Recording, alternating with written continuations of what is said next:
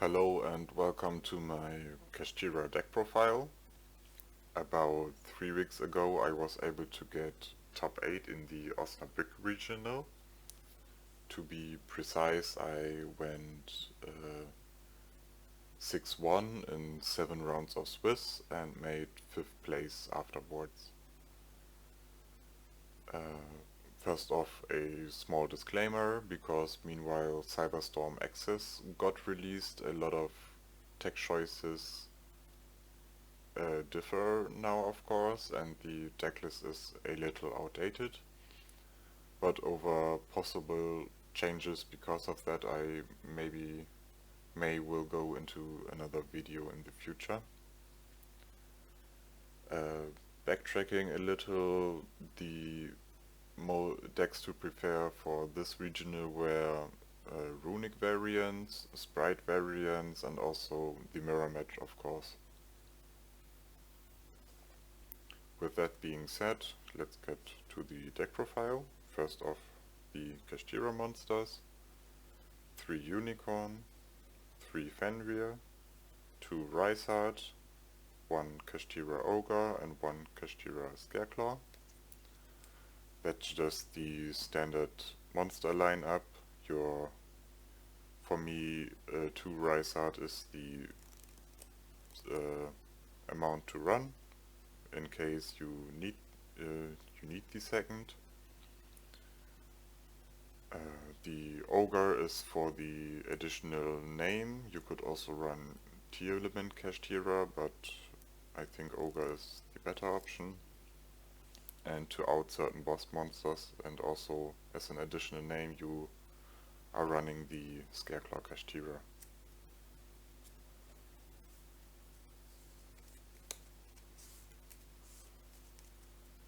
Then next off, the other monsters I run. 3 Ash Blossom and Joyous Spring, 1 Ghost Mona and Moonlit Chill, and last off 3 Gamma and 1 Driver. That's the standard hand trap lineup, I think, but Gamma was of course the most impactful one, going second and first, breaking boards. Ash Blossom was the most versatile hand trap, and Ghost Mona and Moonlit Chill to also round off the utility of level 3 tuner and the ability to go into Baron before your typical Kashtira combo. Then next up for the Kashtira spells, 3 Pressured Planet, 1 Terraforming, 3 Theosis, and 3 Kashtira Birth. Simply maxing out on your consistency pieces is key, I think, even though you have a lot of one-card combos. When you open more engine with your standard hand lineup, you can make a lot more explosive plays. Pressured Planet is nice when you go into Shangri boards. Kashtira Theosis also helps you grind and recycle resources, and Kashtira Birth overperformed quite well because of the runic variants and therefore triggering and banishing cards from my opponent's graveyard.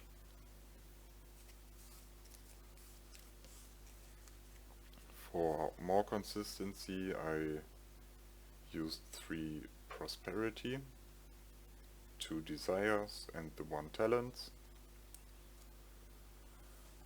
Prosperity is just the best consistency spell right now. Simply digging out 6 cards from your deck is insane. The Desires was a newer addition to the deck list. I found myself still bricking sometimes or opening unplayable hands, and also in the tournament I had like 3 to 4 hands where just Desire simply made it playable by getting me to Fenrir or Unicorn, and therefore it was all it needed to do. And talents is just to round off a little bit utility and also a little bit consistency. In addition to the spells, I used 3 Book of Moon. Book of Moon was good for going into the mirror match, and also hitting the normal summon from sprite variants is also very impactful.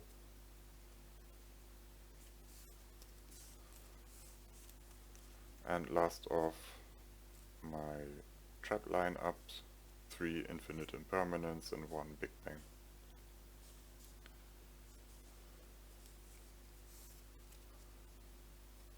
That was the main deck, 40 cards to be precise. Now going into the extra deck.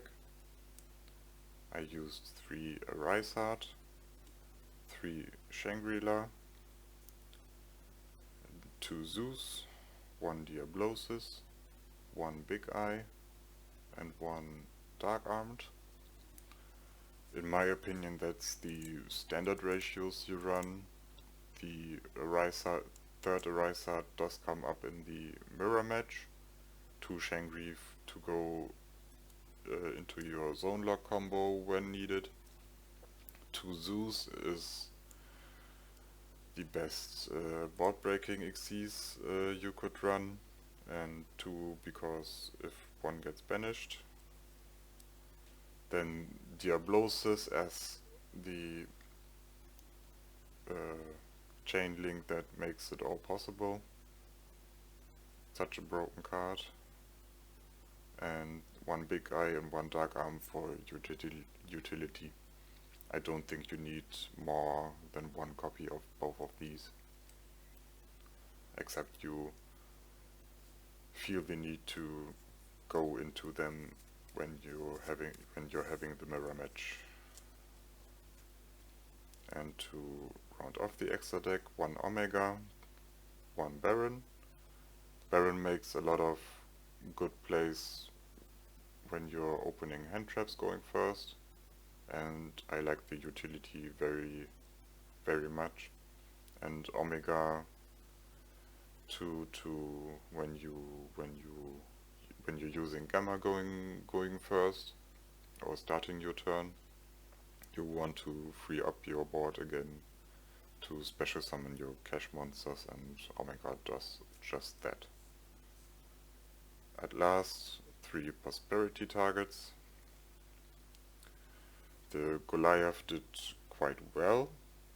In one game he came quite clutch, but I forgot to attach him, to be honest. But the context of your opponent targeting your Arise Heart with Gamma simply protects your Arise Heart from Gamma. And the other 2 prosperity targets, I didn't really use them, but in theory they are quite nice. But in hindsight, maybe one of those should be a Donner for hire to have a better out against the Ibli lock.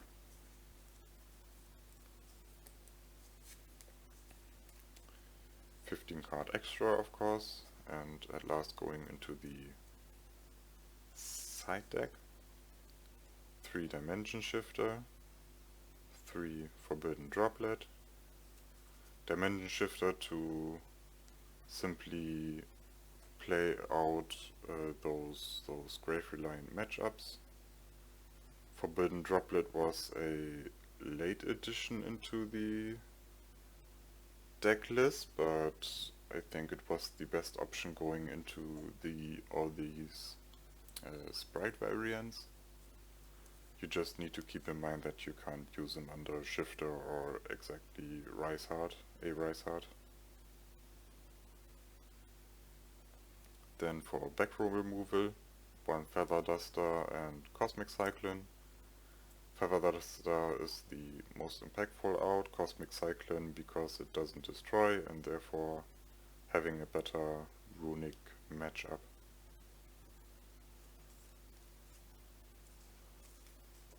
and last off 1 talents going first and when you need the utility of it, and 3 solemn judgment and 1 appointer of the red lotus, so you can side out the cards which you don't really need, and judgment is and appointer are just the most impactful, going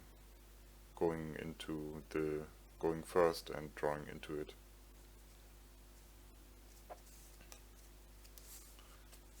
That was the side deck, also 15 cards of course. And to finish the deck profile, going over the rounds real quick. As I said, there were 7 rounds of Swiss.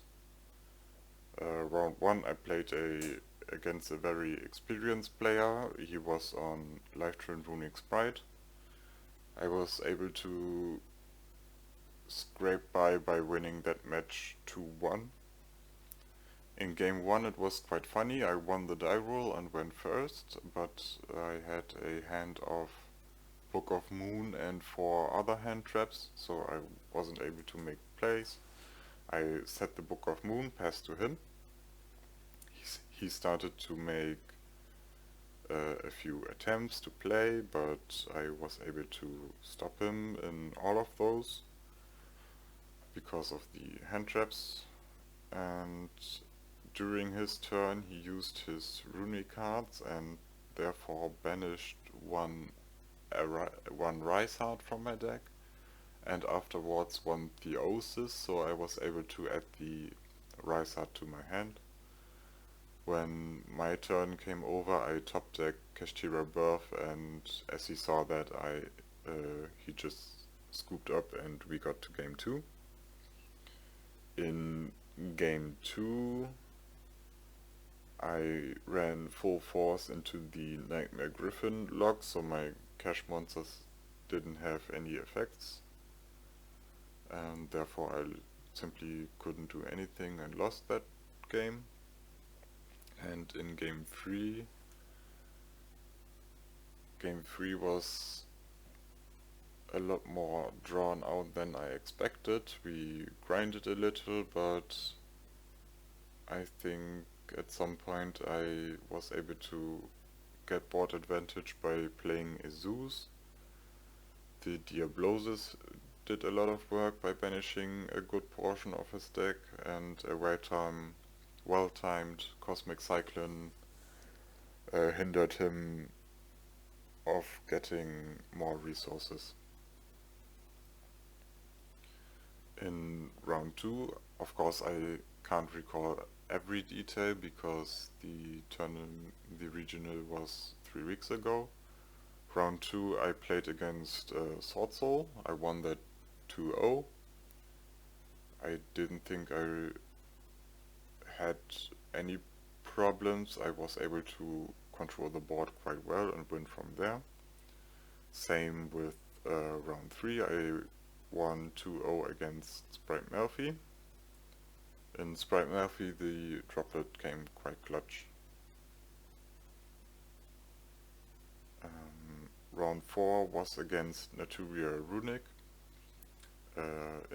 Against Naturia Runic I had a better game plan by simply betting all of my money on the Diablosis and banishing those crucial garnets and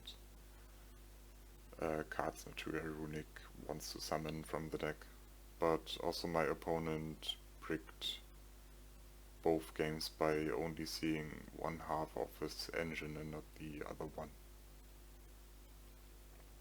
Round 5 was my first loss in the mirror match. It was round 5 where I first saw the Ibli lock and I simply wasn't able to out it. My opponent played really well, not many misplays, when any, and yeah, I couldn't do much more. Round 6 I played against Sprite again. I won that match 2-1 going into time. while I was able to secure game 1, game 2 was really drawn out by him going into the Bujinte Link monster and also Avramax at some point. I was able to hinder lethal damage with my droplet and at some point outing the Avramax. And we came to a point where he simply special blue, attacked with it, ran into my defense mode Ash Blossom. But yeah, it was quite close, and I think he won with like 800 life points, something like that. And in game 3 I went first again. I made a Shangri board with Solemn Judgment set, and around us you could already hear that the round timer is nearing its end, and I was able to stop his plays by judgmenting his gigantic summon. And afterwards, as my turn came on, I simply searched with Defendrio still laying on board for a Rysart, Special Deer Rysart, attacked with both, and just because the field spell was still laying there, I had 4300 damage, which is of course 300 damage more than the life points I paid for the judgment, and without the field spell it would have been not enough. Then his turn came over and he deliberately scooped, even though he could have drawn it out more if he wanted to. And by round 7 I had a lot of headache and was making a lot of misplays. Round 7 was still a 2-1 win against Kashtira.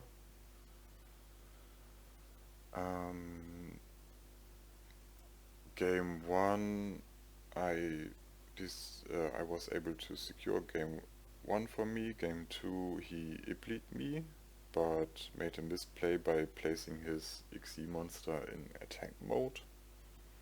I was therefore able to crash the Iblet and make plays from there, but in hindsight, and a friend pointed out that I should have simply gone into Zeus and clearing the board, but I made suboptimal plays and wasn't able to push through then. I think I did a Baron line or something like that.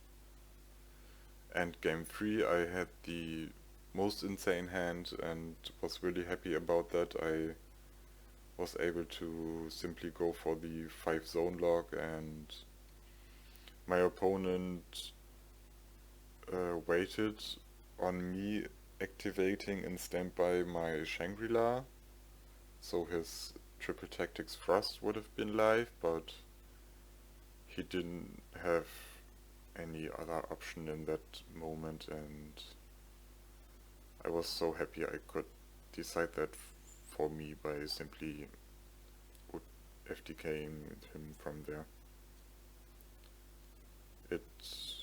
The 5 zone lock doesn't come up as often, but when you see it you kind of want to pull through, and that's basically the free win you sometimes get with the deck.